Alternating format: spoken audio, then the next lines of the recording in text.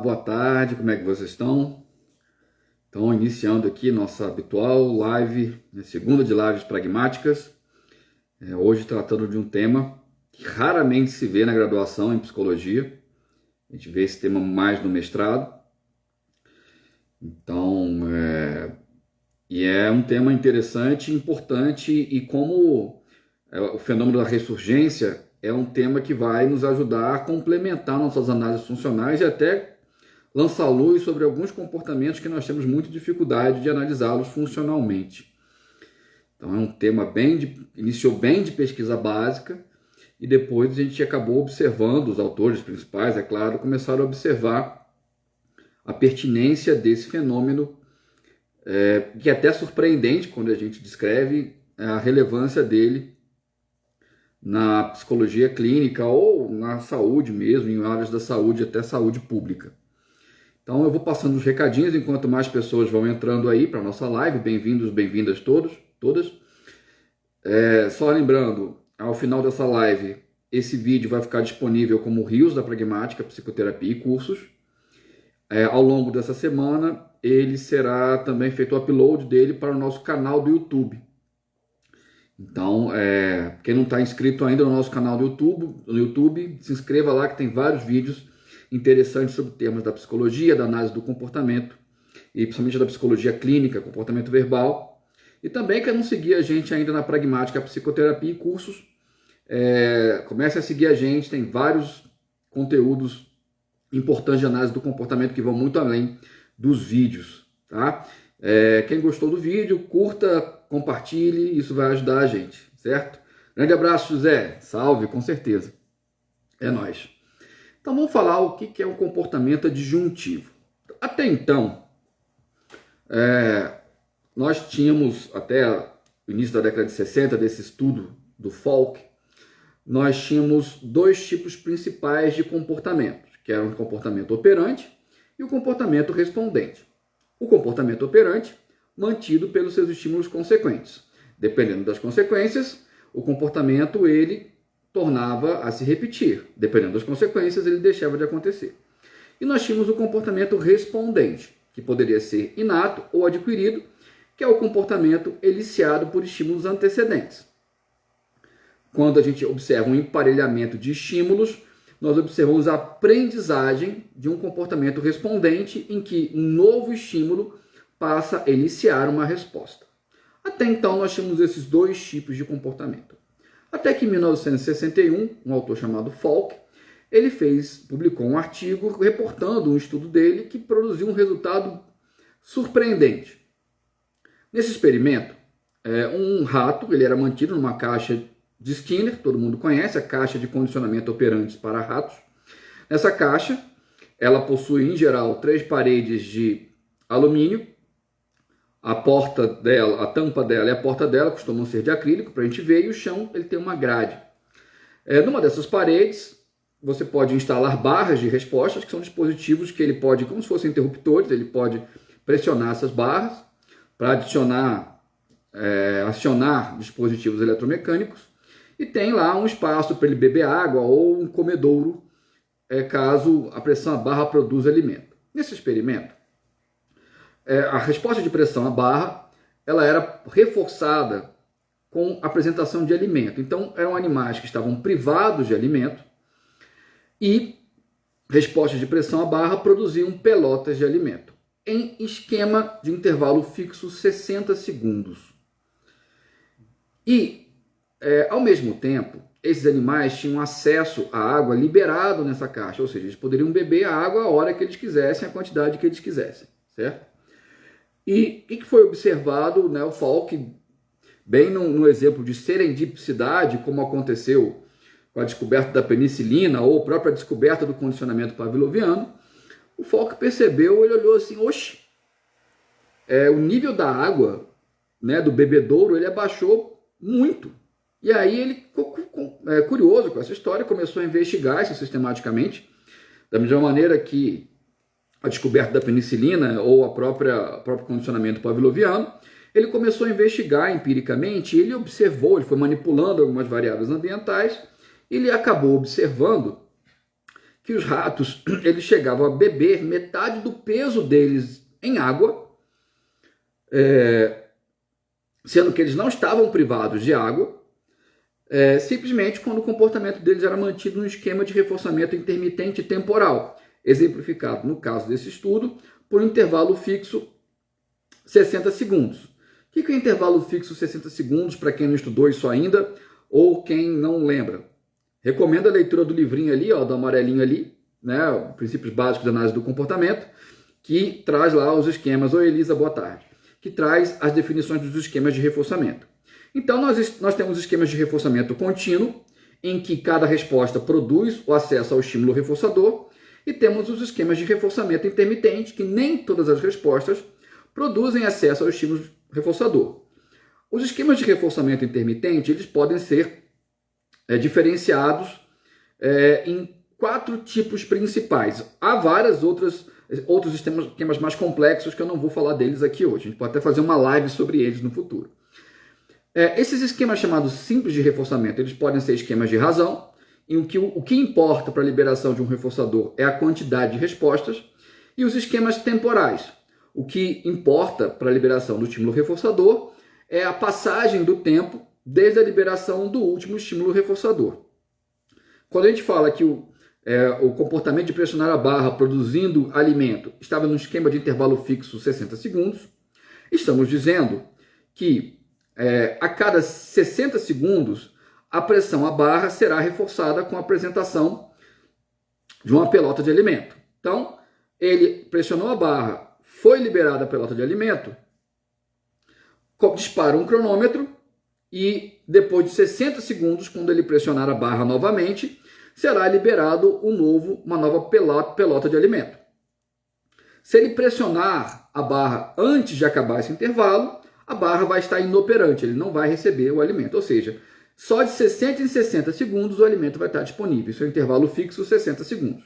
Os intervalos também podem ser variados. Ou seja, a cada vez que o reforçador é disponibilizado, corre um tempo diferente, um intervalo diferente, por assim dizer. Tá? Eu não vou me aprofundar nisso, porque isso não é o interessante nessa história. Mas só para vocês entenderem, também tem os esquemas de tempo, que não são de intervalo.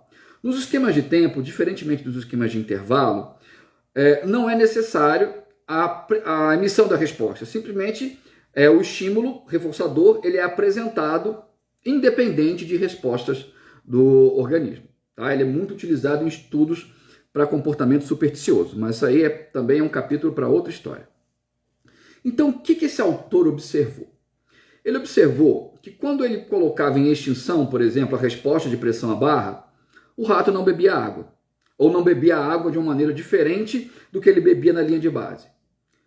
Quando o esquema de reforçamento em vigor para o comportamento de pressionar a barra por comida, ele era reforçamento contínuo ou de razão, ele não observava o comportamento de beber a água, que ele chamou de polidipsia induzida.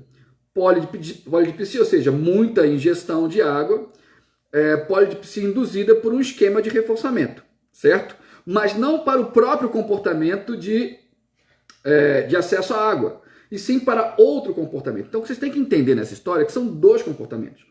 Que existia uma contingência de reforçamento, que era a pressão à barra mantida pela produção de alimento. E um segundo comportamento que era o livre acesso à água. Ele observou que, quando ele utilizava um esquema de reforçamento temporal, preferencialmente os esquemas de intervalo, ele observava a polidipsia. Quando a pressão à barra por comida estava em extinção, ele não observava a polidipsia. Quando o comportamento de pressão à barra por comida ele estava mantido no esquema de reforçamento contínuo ou esquema de razão, ele não observava a polidipsia. Ele só observava em esquemas temporais. E o que ele acabou observando além disso? Algumas outras características. Por exemplo, ele observava mais polidipsia quando os intervalos eram muito curtos ou muito longos. Ou seja, a curva da polidipsia ela era observada em formato de U invertido. Então, ele criou alguns critérios para nós falarmos desse tipo de comportamento que ele veio a denominar comportamento adjuntivo. E adjuntivo vem da palavra adjunto, ou seja, nós temos um comportamento 1, que de fato há uma contingência específica para ele. No caso desse experimento, o comportamento de pressionar a barra mantido pela liberação de alimento. E nós temos um segundo comportamento que não tem nenhuma contingência específica para ele e ele acaba acontecendo sempre de forma exagerada. O que é forma exagerada? É significativamente maior do que você observar numa linha de base. Tá? Então, ficava essa dúvida, por que diabos esse rato está bebendo tanta água?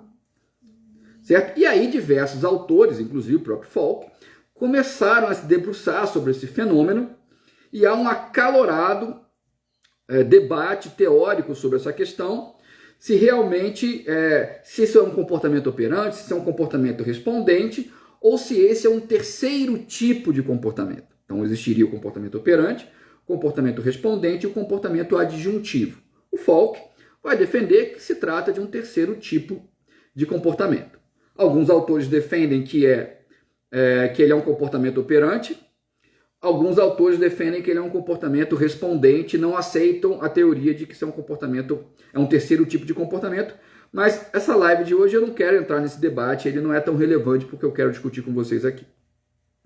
Mas houve várias pesquisas, principalmente na década de 60 e 70, investigando esse assunto. De um autor que inclusive eu gosto muito, que é o Israel Goldeiman.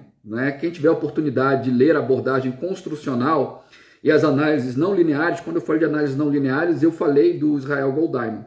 E também influenciou muito a carreira de um professor saudoso, o professor Lincoln Gimenez, da Universidade de Brasília, que produziu bastante sobre essa terminologia, sobre essa temática do comportamento adjuntivo. E aí, um ponto que eu gosto de falar é a generalidade do fenômeno. Então, o comportamento adjuntivo, ele não diz respeito só à polidipsia. Nós vamos observar vários outros comportamentos, foram observados na literatura vários outros comportamentos adjuntivos, como, por exemplo, roer materiais não comestíveis. Então, por exemplo, se você colocasse na caixa de condicionamento operante para o rato, pedaços de madeira, o rato, do nada, ficava roendo as lascas de madeira. Da mesma maneira, isso só acontecia quando tinha um primeiro comportamento mantido em esquema de reforçamento temporal. Se você colocava esse primeiro comportamento em extinção ou em reforçamento contínuo, você não observava esse comportamento de roer, que ele acabou ganhando o nome de pica, em homenagem a pombos, que acho que é do italiano, inclusive. Acho que pica é pombo em italiano, alguma coisa assim, ou em espanhol. Não lembro ao certo. Mas a ideia é essa, que essa tendência de roer ou bicar materiais não comestíveis sob o controle de um esquema de reforçamento, um primeiro comportamento, um esquema de reforçamento temporal, intermitente. Outro comportamento é lamber jatos de ar. Então, se o experimentador colocava um jato de ar contínuo saindo lá dentro da caixa de condicionamento, o ratinho ficava lá lambendo esse jato de ar, também em função de um primeiro comportamento mantido no esquema de reforçamento temporal. Outro, a rodinha de atividade. Quem nunca viu a rodinha de atividade, que é aquela rodinha que o ratinho fica correndo lá dentro dela. Então, mesma coisa, observava-se muito mais tempo gasto na roda de atividade quando havia um primeiro comportamento mantido em esquema de reforçamento temporal. Defecação. O Lincoln mesmo, ele fez várias pesquisas sobre defecação induzida e observava que os animais defecavam muito mais, até as fezes elas começaram a adquirir um caráter pastoso e líquido, quando tinha um primeiro comportamento mantido em esquema de reforçamento intermitente temporal. Então, esses aqui são só alguns exemplos da generalidade do fenômeno, então, ou seja, vários comportamentos diferentes, eles poderiam ser induzidos por um esquema de reforçamento temporal. Tanto é que o nome que se utiliza hoje em dia, o nome mais confortável, mais até do que comportamento adjuntivo, é comportamento induzido. Ele é induzido por outro esquema. Vocês têm que entender que é induzido no sentido que não há uma contingência específica para ele. Outro dado interessante do comportamento, tem um bem interessante também, que é a agressividade em pombos. Então, pombos eles agridem outro pombo quando eles têm um comportamento mantido em esquema de reforçamento temporal. Outra característica que chama a atenção é a generalidade entre espécies. Então, foram observados em várias espécies, ratos, outros pequenos roedores.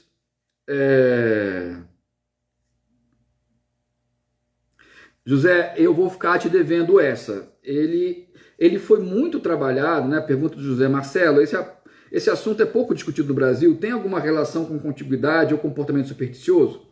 José, esse assunto foi muito investigado pelo professor Lincoln Jimenez, né? Você vai encontrar várias publicações dele acerca desse assunto. E algumas teorias, sim, como eu falei, há várias teorias para tentar explicar esse comportamento adjuntivo, algumas delas se remetem, sim, à relação de contiguidade temporal e comportamento supersticioso. E há vários experimentos para tentar comprovar ou refutar essas teorias, tá? Respondendo a sua pergunta. Então, nós também observamos, né, o comportamento induzido em várias espécies. Pequenos camundongos, pequenos roedores, pombos, primatas e coisas do gênero. E aí que vem o pulo do gato na história.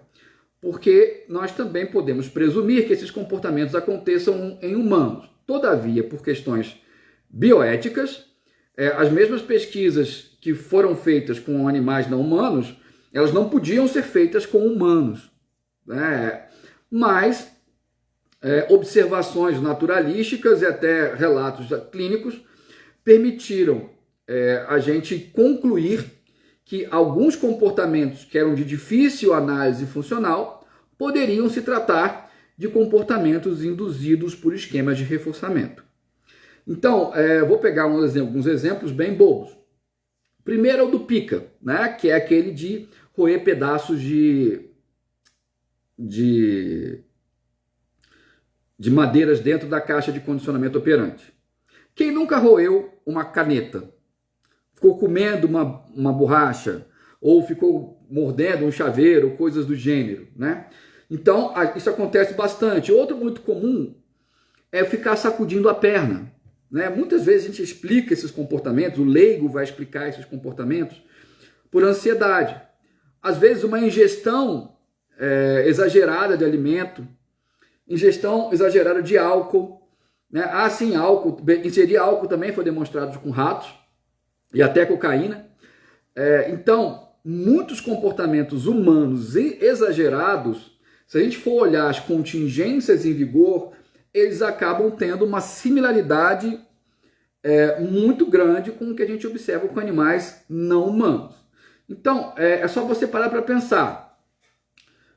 Se você está, por exemplo, numa aula, que é uma aula relativamente enfadonha, só ocasionalmente o seu professor fala alguma coisa que é interessante, que chama a sua atenção, ou você está esperando a aula acabar, é muito comum você observar certos comportamentos como pica, por exemplo, de ficar roendo a borracha, ficar roendo a caneta, o lápis e tal, ou sacudindo as pernas.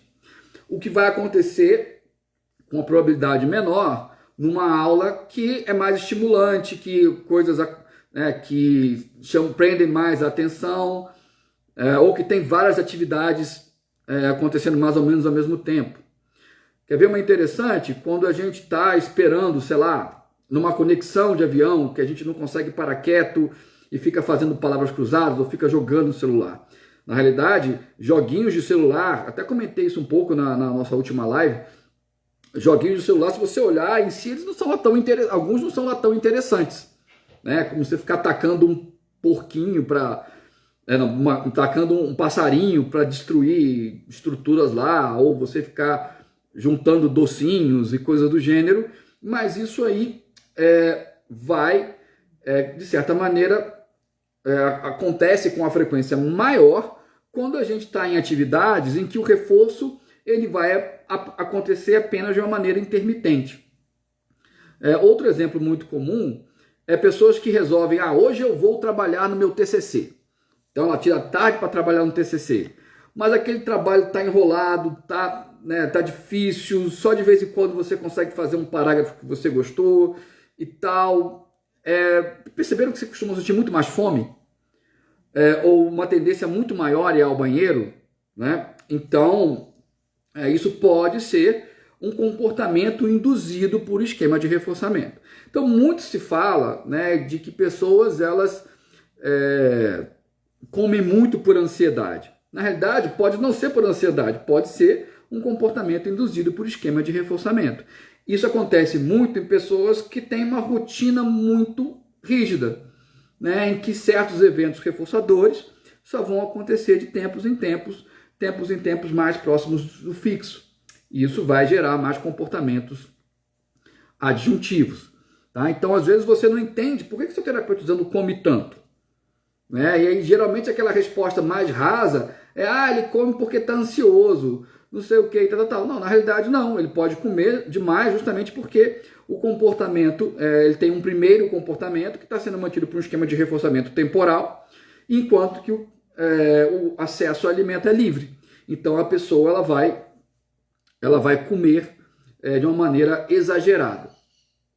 Uma das teorias, que é o que eu acho que se aplicaria mais a humanos, elas partem do pressuposto que a espera em si é aversiva. Ou seja, eu gosto de dar esse exemplo. Então, se você está esperando uma conexão para o seu voo, por exemplo, no aeroporto, essa espera ela é aversiva. Então, alguns comportamentos vão aumentar de frequência com a maneira de retirar essa espera, ou seja, esse tempo ocioso aí, até que um reforçador seja apresentado. No caso, é você entrar no seu avião e você ir para o seu destino. Nesse exemplo que eu estou específico. No caso do exemplo do estudo, sei lá, eu vou fazer uma pausa a cada meia hora ou cada uma hora. Então, até essa pausa poder acontecer, vai me dar vontade de ir ao banheiro, vai me dar fome e coisas do gênero. Porque isso é uma maneira de você adiar a espera, né? Ou seja, você evitar ficar em contato com esse tempo ocioso que representa a espera, que teria uma função aversiva. Isso vai acontecer com roer a unha, isso vai acontecer com roer caneta, sacudir a perna e coisas do gênero. Então, a gente vai poder, tendo de posse dessa possibilidade de que certos comportamentos podem ter sua frequência exagerada, induzidos por um primeiro comportamento mantido por esquema de reforçamento temporal, isso vai complementar nossas análises funcionais, talvez a gente consiga analisar comportamentos que a gente não esteja conseguindo analisar, certo? Então, acaba sendo bem útil. Outro exemplo interessante é a drogadição ou consumo exagerado de álcool. Então, muitas vezes, quando você está num evento, você já deve ter passado por isso. Você está num evento social, as conversas não vão ser interessantes o tempo inteiro. Né? Só de vez em quando alguém fala alguma coisa interessante, só de vez em quando alguém presta atenção no que você está falando ou ri de uma piada que você conta. Então, enquanto isso, você está lá com a sua latinha ou sua garrafinha de cerveja na mão, ou seu copo de uísque, e aí você vai bebendo. Talvez se você tivesse num evento, sei lá, jogando boliche, se bem que no boliche você tem que esperar a sua vez, né? Mas se você tivesse num evento social mais estimulante, com várias coisas acontecendo, o seu consumo de álcool seria muito menor do que se você está meramente ali sentado na mesa do bar, trocando uma ideia com amigos ou vendo um jogo de televisão na TV, certo? E aí você vê que pessoas ficam realmente embriagadas nessa situação. Talvez, se você trocasse aquela bebida alcoólica por água, desse no mesmo. Você vê um consumo exagerado de água ali, mas sem ter o efeito do álcool, certo? Então, isso ajuda a gente a entender bastante o comportamento aditivo, adictivo, assim, a questão desses comportamentos que tem uma frequência muito exagerada que fica difícil você descobrir. Por que essa pessoa continua comendo se ela está saciada? Por que essa pessoa continua bebendo água se ela está saciada? Por que essa pessoa continua bebendo álcool mesmo alcoolizada? E aí o comportamento adjuntivo, ele nos ajuda a entender o que está acontecendo, de certa maneira até prevenir. Então, uma maneira de a gente prevenir certos comportamentos adjuntivos é pensar em criar condições para que o terapeutizando, ele tenha uma rotina mais variada, que ele não siga uma rotina muito rígida. E isso vai prevenir, sim, de certa maneira, de acordo com essa perspectiva do comportamento induzido por esquemas, desses comportamentos adictivos, né? Então, e aí é muito interessante, porque aí normalmente tenta se tratar o comportamento adictivo como autocontrole, técnicas de autocontrole. Não, você tem que se controlar e não beber, você tem que se controlar e não comer, e coisas do gênero. Quando não é bem por aí a história, porque se tiver essa rotina fixa e reforçadores sendo apresentados apenas de uma maneira temporal, vai ser muito difícil resistir a esses alimentos, entendeu? Então, isso chama a atenção da importância, relacionando um pouco com o tema da nossa última live, que tratou de felicidade, a gente ter uma vida variável, uma vida variada, né? Em que a gente faça coisas diferentes, que a gente intercale as nossas rotinas e coisas do gênero. Eu sei que tem muitos terapeutizandos que uma rotina rígida, fixa, é muito importante para eles, principalmente aqueles cujo o controle e a previsão são aspectos importantes do ambiente e vão consequenciar seus comportamentos. Todavia, isso pode trazer efeitos colaterais, essa rotina muito rígida, muito fechada, como comportamentos induzidos por esquemas de reforçamento, certo? Era isso que eu tinha para falar para vocês para hoje. Estamos dando aí perto de meia hora de live, tá? Então, quem quiser ir colocando suas dúvidas, esse é um tema aí que muita gente nem sabia que existia, tá? Eu posso dar uma bibliografia para quem tiver interesse aí. Eu até coloquei uma nos nossos stories que discute inclusive as teorias por trás aí do comportamento adjuntivo. Então, vocês podem se inteirar mais desse assunto, que geralmente a gente vê mais num mestrado, num doutorado, e se der sorte de encontrar algum professor que goste desse tema, que queira trabalhar com esse tema, né? E é interessante, lives como essa, que a gente está abordando assuntos que... bacana, José. Que a gente vê que o buraco é mais embaixo na análise do comportamento, né? Então a gente vê que muita gente se interessa pela análise do comportamento, mas não vê as multiplicidades de áreas de pesquisa, de temas que estão sendo investigados, e a sua possível aplicabilidade no contexto clínico ou em outros contextos de aplicação e atuação do psicólogo, certo? Então, só relembrando, daqui a alguns minutos essa live vai virar um Reels, que vai estar disponível no nosso Instagram. Hoje ou amanhã eu devo colocar no nosso YouTube a live da semana passada. Quem não está inscrito no nosso canal do YouTube ainda, se inscreva, ative as notificações, curta, compartilhe nossos vídeos. Tem muito conteúdo lá interessante sobre análise do comportamento. Quem não nos segue ainda na Pragmática Psicoterapia e Cursos, nosso Instagram, siga a gente para ter acesso também a conteúdos além dos vídeos, e acesso aos nossos cursos, às nossas supervisões e os outros serviços que a clínica presta. Certo, gente? Foi um prazer estar com vocês nessa tarde. Até semana que vem com um novo tema da Segundas de Lives Pragmáticas. Um grande abraço e que a força esteja com vocês.